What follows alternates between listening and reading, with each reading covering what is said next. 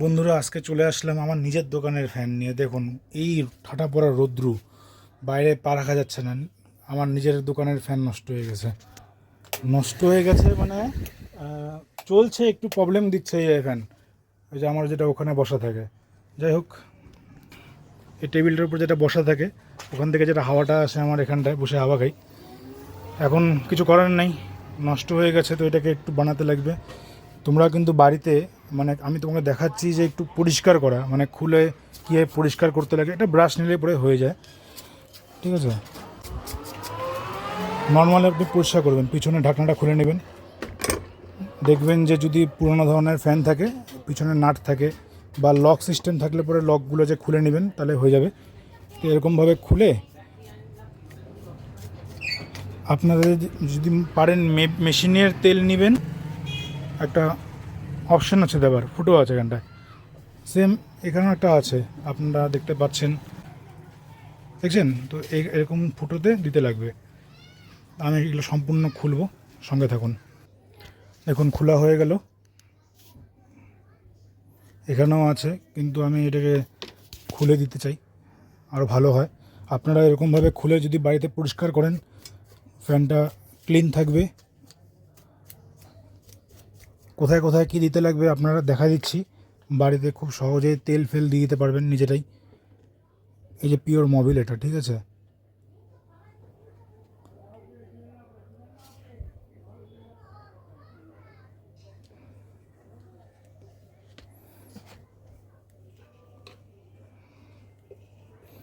এরকমভাবে দিলে পরে ফ্যানে আওয়াজ হবে না, অনেকটা আওয়াজ কমে যাবে। মানে আওয়াজ হবার আগেই যদি দেন, তাহলে আপনার জিনিসটা অনেক দিন টিকসই দিবে। আর মনে করেন যে না, যদি ফ্যানটাকে ভালো রাখবো, তাহলে এরকমভাবে প্রসেসে প্রতি 3 মাস অন্তত পর পর এরকমভাবে তেলগুলো দিবেন। সব কিছুর নিয়ম আছে, কিন্তু আমি ফ্যানের নিয়ম বলছি। 3 মাস, কারণ এগুলা মানে তেল কনজাংশনটা খুব কম করে, তেলটা ঝরে পড়ে দেয়, ঠিক আছে।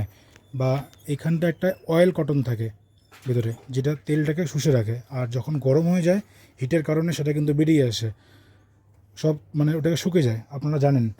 যাই হোক, এগুলো জায়গায় তেল দিতে লাগবে। আর পরিষ্কার করে নেবেন ব্লেডগুলো যে খোলা হয়েছে, এই যে ব্লেডগুলো যে খুলছি, এগুলোকে জালে মানে সুন্দর করে পরিষ্কার করে দেবো ব্রাশ দিয়ে। এরকমভাবে ঝেড়ে দিলে পরে হয়ে যাবে। আপনারা চাইলে পরে জল দিয়ে পরিষ্কার করতে পারেন, কিন্তু আমি ঝেড়ে দিচ্ছি। এগুলোকে সব ঝাড়তে লাগবে।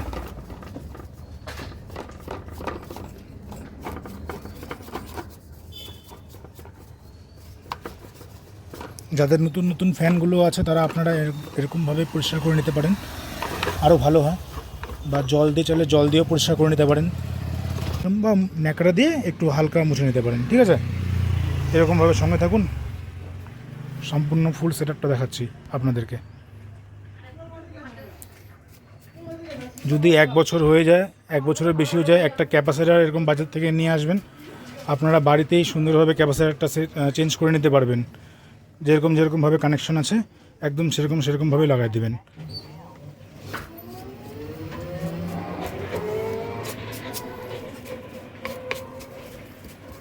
পরিষ্কার হয়ে গেল। এবার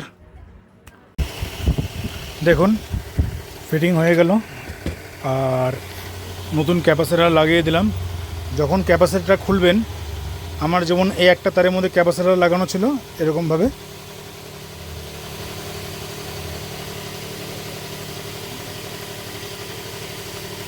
এটা দেখিয়ে দিচ্ছি, যাতে তোমরা বাড়িতে খুব সহজেই এটাকে করে নিতে পারো।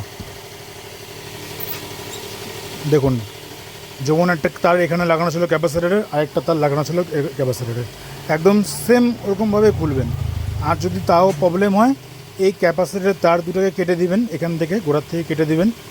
আবার যখন নতুন ক্যাপাসিটার আনবেন, সে ওই তারের মধ্যে জড়িয়ে দিবেন, তাহলে আপনার আর কোনো রকম প্রবলেম হবে না, ঠিক আছে। তো এরকমভাবে সব সেটিং করে নেবেন, হয়ে যাক। হয়ে গেল সব কানেকশান, সুন্দর ওরকমভাবেই কানেকশানটা করে নেবেন, যেরকম আছে। কভারটাকে পিছন দিকে এরকম ধরনের যদি নাট থাকে, বা যদি নাট না থাকে, লক সিস্টেম থেকে লক করে নেবেন। যেরকমভাবে লকটা খুলছিলেন মনে আছে, সেরকমভাবে লক করে দেবেন। আর পিছনে নাটটাও সেম।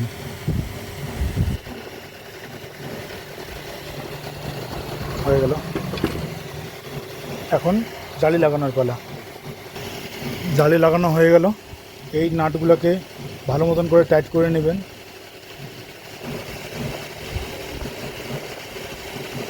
যাতে ওখানে স্টপ হয়ে যায় আর যেন না ঘুরে, এরকম পরিমাণে টাইট করবেন। এবার ব্লেডের পালা। যখন ব্লেডটাকে লাগাবেন দেখে নেবেন এই নাটের জায়গা আর এই শ্যাপের জায়গায় এরকম ধরনের যদি কোনো চিহ্ন থাকে, দেখুন এই চিহ্নটাতে থাকে, একদম নাটটাকে কিন্তু সেই মাপেই একদম সেই সমান করে বসাতে লাগবে।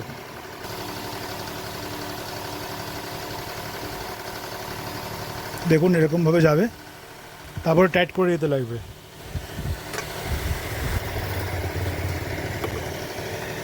এই টাইট হয়ে গেল, দেখুন নাটটা টাইট হয়ে গেছে। এটা আর প্রবলেম করবে না। এবার একদম সামনের জালির পালা। সামনের জালটা লাগিয়ে দিলে পরেই কমপ্লিট। ফ্যান রেডি হয়ে গেল। চলো এবার দেখা যাক ফ্যানের কেমন টেম্পার দেয়, হাওয়াটা ঠিক মতন আসছে কি না। এই হচ্ছে আমার দোকানের ফ্যান। কেউ বলবেন না কিন্তু ফ্যানটা কী কোম্পানির, কারণ এই ফ্যানটা 4টা কোম্পানির জিনিস দিয়ে তৈরি করা আছে। ফ্যানের বডি একটা কোম্পানির, জালি একটা কোম্পানির, পাখা এক কোম্পানির, আর পিছনের কয়েলটা যেটা দেখলেন সেটা আলাদা আলাদা কোম্পানি। টোটাল 4টা কোম্পানির জিনিস নিয়ে একটা জিনিস তৈরি করা হয়েছে। এই ফ্যানটা 17 বছর হয়ে গেল আমার এখানটা দিয়ে বসা। আমার দোকানের বয়স 18 বছর।